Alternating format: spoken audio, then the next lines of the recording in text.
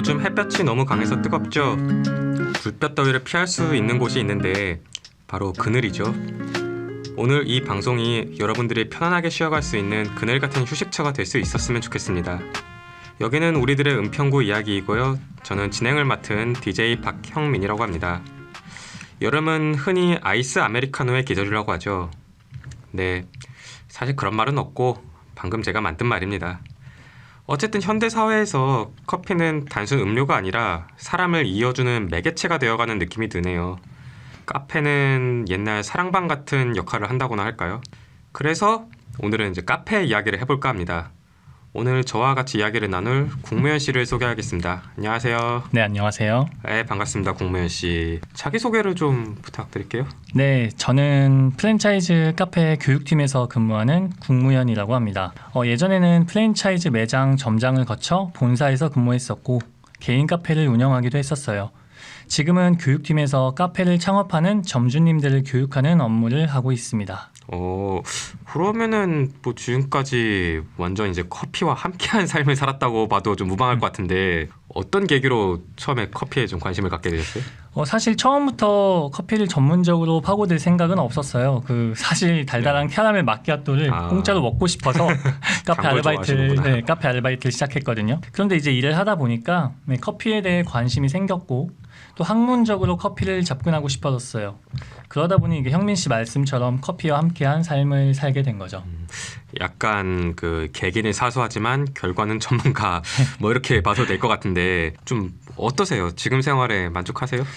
저는 제가 하는 일은 무조건 좋아하고 또 흥미가 있어야만 한다고 생각하는 주의예요. 그렇기 때문에 지금 굉장히 만족하고 앞으로도 계속 커피 업계를 지향하고 있을 것 같아요. 알겠습니다. 나중에 이제 요식업 하면은 그 백종원 씨가 떠오르듯 커피 하면은 국무현 씨가 떠오르는 날이 오기를 기원하고요. 감사하네요. 이제 이왕 이제 모신 거 좀 평소에 궁금했던 거 몇 가지를 여쭤볼게요. 조금 이제 커피에 대해서 원색적인 질문이긴 한데 이제 보통 일반인들이 흔히 알기로 커피 원두 원가가 이제 뭐 몇백 원 정도라고 이렇게 좀 알려져 있잖아요. 근데 또 왜 그렇게 비싼 거예요? 보통 뭐 아메리카노 하면 4,000원, 뭐 어디는 5,000원 이렇게 받잖아요.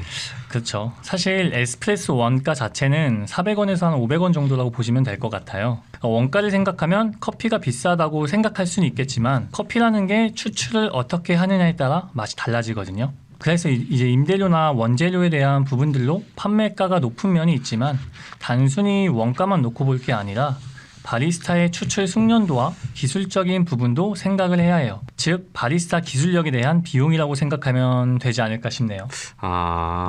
약간 좀 바리스타에 대한 기술력 이런 거는 제가 좀 미처 생각을 못했네요. 그러면은 이제 질문을 한 김에 하나 더 여쭤볼게요. 이제 뭐 카페 점장 해보셨고 뭐 개인 카페도 운영 경험 있으시다고 하셨는데 카페에도 진상 손님이 많이 있나요? 아무래도 뭐 술집보다는 적을 것 같긴 한데. 카페에서도 진상 손님은 꽤 있죠. 사실 서비스직에서 일어나는 보편적인 일이기도 하고요. 예를 들어 분명히 따뜻한 음료를 시켰는데 이제 막상 받아놓고 나 아이스로 시켰는데 왜 따뜻한 거 줘요? 하고 소리치는 사람들도 있어요. 그럼 보통 어떻게 대처하세요? 뭐 사장님 입장에서 손님이랑 싸울 수는 없잖아요. 고객과의 논쟁은 최대한 피하는 게 좋아요. 이건 저뿐 아니라 모든 서비스업 사장님들이 마찬가지일 거예요.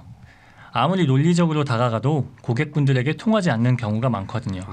그래서 이제 소리 지르는 고객이 있으면 최대한 말을 들어주고 또 제가 화가 나더라도 한번 참고 고객이 원하는 것을 파악해야죠. 쉽지 않을 것 같은데. 그러다 보면 나중엔 오히려 미안하다고 먼저 사과하는 고객분들도 계셨고요. 사실 어느 서비스직에서나 이렇게 하는 것이 맞다고 봅니다. 그렇죠. 뭐 물론 이제 뭐 진상을 하면 안 되는 거긴 한데 또 항상 어려운 일인 것 같아요. 그리고 또 하나 궁금한 게 이제 뭐 포털 같은 데 보면은 음식점, 카페 리뷰 이런 거 있잖아요. 그렇죠. 뭐 리뷰 쓰는 분들. 만약에 좀 악의적인 리뷰가 올라오면은 그때는 어떻게 대처를 하시나요? 사실 저는 그렇게 악의적인 리뷰를 당해본 적이 없기는 해요. 그런데 어차피 뭐 사장이라고 리뷰를 마음대로 지을 수 있는 것도 아니거든요. 그렇죠. 그건 포털이 하는 거니까. 대처할 방법이 사실 따로 없는 셈이죠. 예전에 저희 매장에 그런 부정적인 글이 올라온 적이 있기는 한데 많이 속상했지만 뭐 어쩌겠어요. 커피는 비효식품인데 네. 사람마다 취향이 다를 수 있는 거니까 그런 거에 일희일비하면 안 된다고 저는 생각을 합니다. 네, 알겠습니다. 카페 서비스 업계에 오래 계셔서 그런지 이런 서비스 마인드가 남다르신 것 같아요. 이번에는 이제 또 다른 질문 드려볼게요. 여기 이제 은평구니까 불광천에 한번 가보신 적 있으신가요? 저는 일주일에 3-4번 정도 불광천을 찾아요. 뭐 저희 집도 그 근처라 산책을 좀 자주 나가거든요.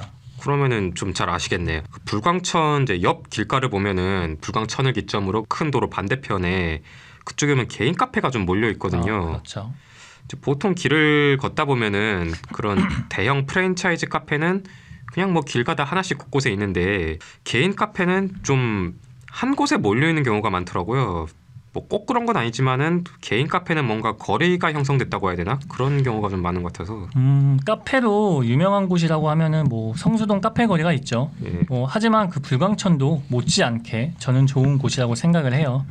그 4월이면 네. 벚꽃이 피잖아요. 많이 피죠. 네, 그러면 이제 그 벚꽃을 보러 많은 사람들이 오게 되는데 그런 감성을 가지신 분들은 아무래도 프랜차이즈 카페보다는 개인 카페를 선호하는 경향이 있어요. 그래서 제가 봐도 세전역 근처에 카페 거리라도 불려도 될 만큼 카페가 많이 생겨나고 있는 것 같아요. 맞아요. 세전역 근처에 그런 좀 많이 보이더라고요. 그리고 이제 개인 카페를 보면은 요새는 인테리어가 좀 특이한 카페 이런 게 좀 많이 보이더라고요. 이제 은평구로 예로 들면은 얼마 전에 역천동에 그 병원을 개조한 카페를 한번 가봤거든요. 근데 이제 좀 궁금한 게 보통 카페를 가는 목적이 이제 뭐 지인하고 대화를 하거나 뭐 공부를 하거나 업무 이런 목적을 위해서 가잖아요. 노트북 갖고 이렇게 그렇죠. 뭔가를 하시는 분들. 근데 그런 특이한 인테리어의 카페는 좀 그런 목적하고는 좀 거리가 있지 않을까요?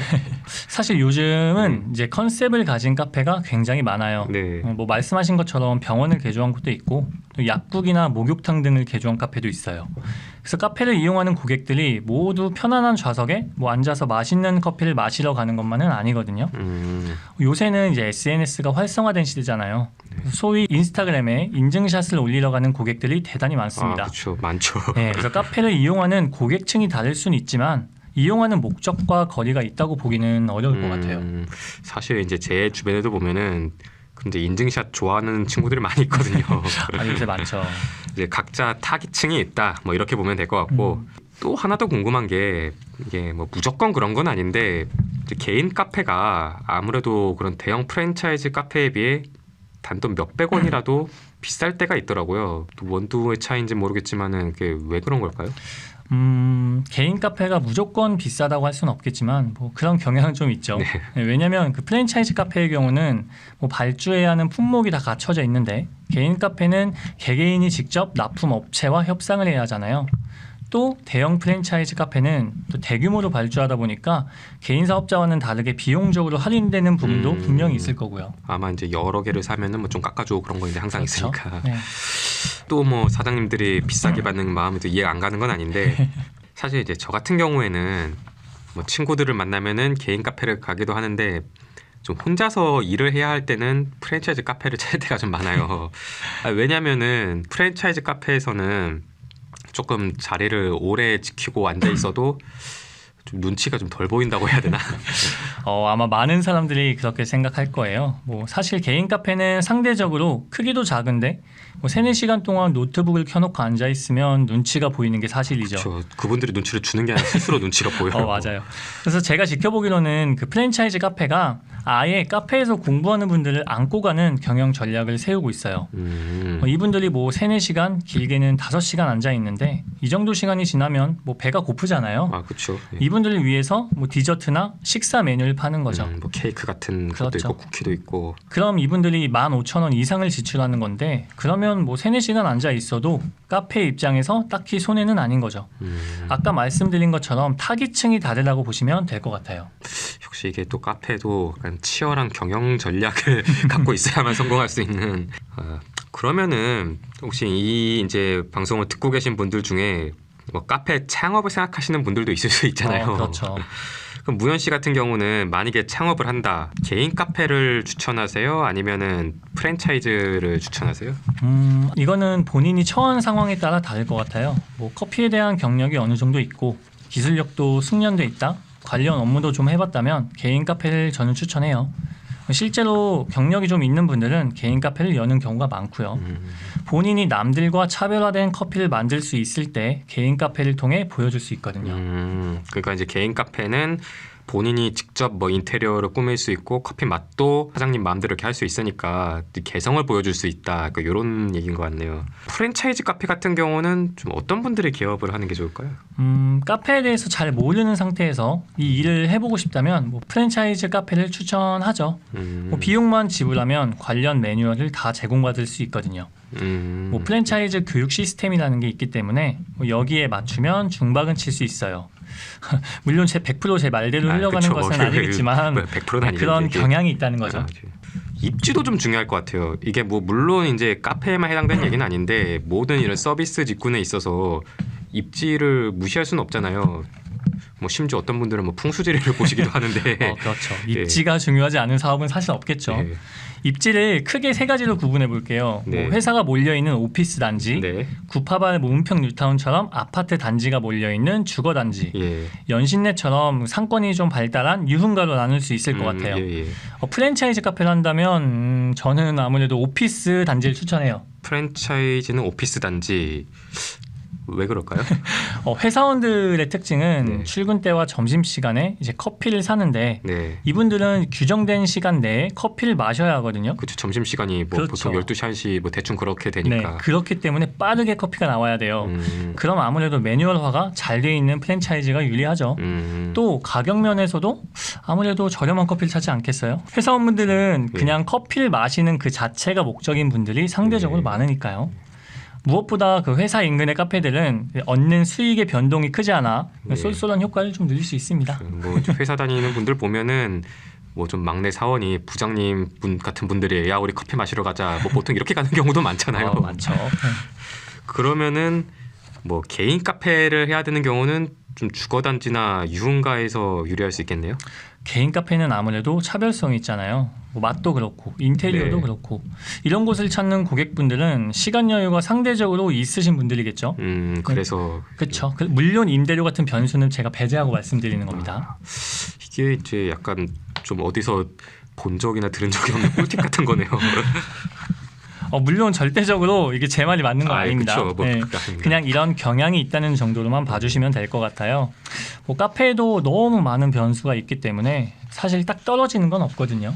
알겠습니다. 당연히 이제 무현 씨 말씀하신 거는 참고용이고 진짜로 창업을 생각하시는 분들은 당연히 이제 철저한 사전 조사가 필요하겠죠. 그러면은 이번에는 이제 카페를 이용하는 저 같은 고객 입장에서 하나 여쭤볼게요. 네.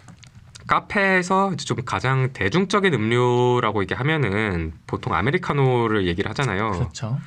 근데 이제 저 같은 사람이 보기에는 다 똑같은 블랙 커피인데 뭐 아메리카노, 뭐 에스프레소, 뭐 브루잉 커피, 뭐 콜드 브루 뭐 나눠져 있잖아요. 무슨 차이예요? 굉장히 많이 아시는데요. 뭐 하도 다니다 보면은 익히게 되더라고요. 이름 정도는. 일단 카페에서는 사람들이 아메리카노를 가장 많이 찾죠. 그렇죠. 저도 뭐 몰라갖고 그냥 아메리카노 드세요 합니다. 우리가 흔히 아는 아메리카노는 네. 대부분 에스프레소 머신에서 추출한 커피와 물을 섞는 방식이라고 보시면 돼요. 네. 아까 또 브루잉 커피를 말씀하셨는데 네. 이건 이제 핸드 드립이라고도 하죠. 네네. 뭐 브루잉 커피는 커피 필터에 그 커피를 담고 그 위에 물을 부어서 만드는 방식입니다. 제가 다니는 회사에도 한 부장님께서 커피를 아주 좋아하시는데 그 기계를 자기 자리에다 갖다 놓고 하더라고요. 커피 냄새가 하도 나서 좀 그렇긴 한데 아무튼 그러면 콜드 브루는 뭐예요? 콜드 브루는 흔히들 이제 더치 커피라고도 하는데 크게 두 가지 방식이 있어요. 네. 첫 번째는 침출식이라고 이제 찬물을 한 방울씩 떨어뜨려서 뭐 12시간 정도 장시간 동안 커피를 추출하는 방식이고요. 네. 이건 개인 카페를 가보면 자주 네. 볼 수 있는 풍경이죠. 예. 두 번째는 침지식이라고 해서 티백 같은 거름망에 커피를 담아 찬물에 담궈서 우려내는 방식이에요. 그러니까 이제 보통 뭐 차 먹으려고 하나 사면은 집에서 차 먹을 때 사는 그런 거 있잖아요. 그렇죠. 저희가 그런 쉽게 느낌의. 말하면 티백이 티백이라고 생각하시면 그렇죠. 티백 우리듯이 예. 그렇게 우려내는 방식인데 근데 찬물에서도 그게 우려지나요? 따뜻한 물만 해봐도? 그렇기 때문에 예. 물론 그 침지식 방식으로도 예. 이제 한 12시간 이상을 아. 우려내야 그 본연의 커피 맛이 조금 나온다. 그러다 보니까 침출식 방식보다는 네. 조금 농도가 연한 부분은 있습니다. 예. 그러면은 이제 무현 씨 같은 경우는 방금 말씀하신 블랙 커피 중에서 좀 좋아하거나 싫어하는 커피가 있으신가요? 아, 물론 뭐 그 커피가 좋다 나쁘다가 아니라 이제 개인 기호로 살펴봤을 때 이거는 제가 업계 종사자로서 이런 말 해도 될지 모르겠지만 저는 해도 될지 모르겠지만 네. 해주세요. 네, 저는 개인적으로 콜드브루는 별로 좋아하지 않아요. 아 그래요? 네, 그 차가운 물로 추출하는 과정에서 네. 그 콜드브루 특유의 향이 있거든요. 이걸 이제 발효되는 향이라고 하는데 네. 이 향을 좋아하는 분이 계시고 또 예. 싫어하는 분들도 계세요. 예. 근데 사실 제 취향은 아니거든요. 제가 개인 카페를 운영할 때도 예. 뭐 콜드브루를 제조해서 판매만 했지 네. 제가 즐겨 마시진 않았어요. 네, 저는 직접 브루잉한 커피나 에스프레소 기계에서 내린 커피를 좋아합니다. 제 후배는 카페를 가면은 맨날 이 콜드브루만 먹어갖고 저도 한번 먹어볼까 했다가 굳이 뭐 새로운 도전을 아직까지는 하지 않고 있는데 한번 드셔보시는 것도 나쁘지 않을 것 같아요. 근데 사실 저는 그런 커피에 대한 취향이 별로 없어갖고 뭐가 더 맛있다 얘기하기가 좀 어렵긴 해요. 카페를 가기는 참 많이 가거든요. 뭐 이런저런 목적으로. 네. 근데 이제 오늘 이렇게 얘기를 나누다 보니까 이제 커피 하나에도 제가 모르는 뒷이야기들이 참 많은 것 같아요. 아, 맞아요.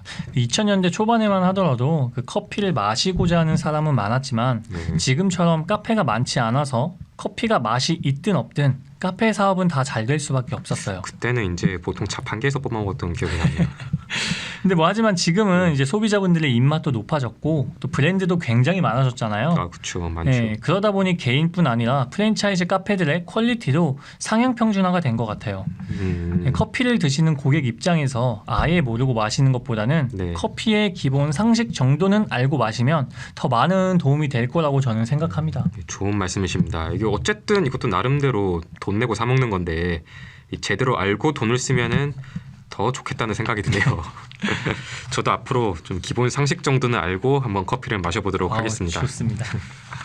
무더위로 지치고 짜증나시죠? 불쾌지수도 높아지고 있는데요. 오늘 제 방송이 불쾌지수를 제로로 낮추고 여러분의 행복지수를 올릴 수 있는 시간이었으면 좋겠네요.